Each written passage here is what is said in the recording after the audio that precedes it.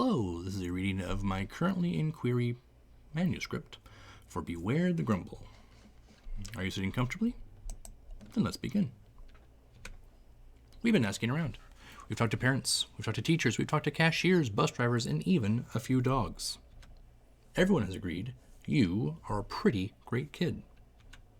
Now, don't get a big head about it. There's no award, no trophy, no prize money involved, just the reward of a job well done. Actually, there is one more thing. The secret advice that we'd only reveal to pretty great kids like you. Beware the grumble.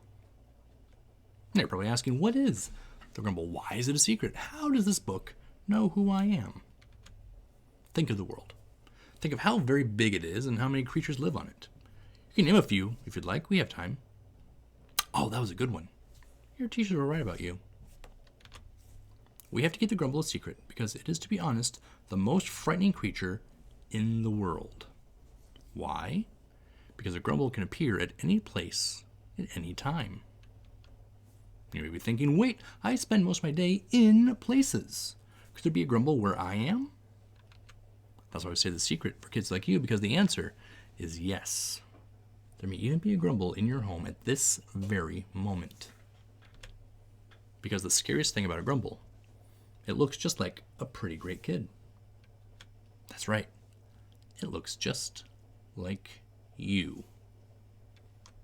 So while you definitely pick up all your toys and always finish your dinner, there's a grumble who looks just like you, and they cry every time a grown-up puts a vegetable on their plate. They kick and scream when it's time to turn off the television, because the grumble loves television and this is their very favorite show, and it's not fair they can't watch it until 10 p.m. Then the grumble will show up at school. You might not have noticed them, because you were so busy following directions and doing your best. Meanwhile, the grumble hates that there might be inside recess today, and they think the lunch menu is yucky. And they don't know why it can't just be reading class all day, because they don't like math, and they never get their math paper stamped anyway. What about the store? There's definitely a grumble in the store. You know exactly how to behave while out shopping. You sit patiently in the front of the cart, never reaching for things that aren't on the list, and you always put things in the big part carefully. You will not be surprised to learn that the grumble is not so patient. The grumble can cry and yell for the entire length of a shopping trip without once stopping to take a breath. It's impressive, sure, but it's also very loud, and everyone in the store can hear it. The grumble only wants sugary cereal with cartoon characters on the box. When they can't get it, they'll throw a tantrum so large that scientists will think there was an earthquake, which isn't nice for the people in the store, but it's also a mean trick on the scientists.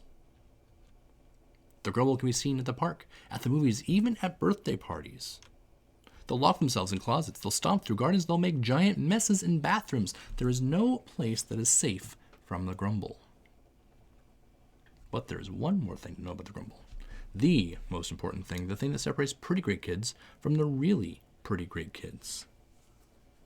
The thing to know is, the grumble always has something to say, but they don't know how to say it. It's up to you to stop, breathe, and help the grumble choose their words. This can be tricky. What the grumble wants and what the grumble needs can be different things. The grumble might want a sugary breakfast cereal with a cartoon in the box, but the grumble actually needs a hug and a quiet place because the store is loud and bright. Sometimes we get so distracted by what the grumble does, we don't listen to what it's trying to say. When the grumble can be heard, the grumble can get what they need. We don't always get it right. Nobody does. We all fall victim to the grumble now and again. But they don't stay forever. And they look like you, but they aren't who you are. Because you are a really pretty great kid.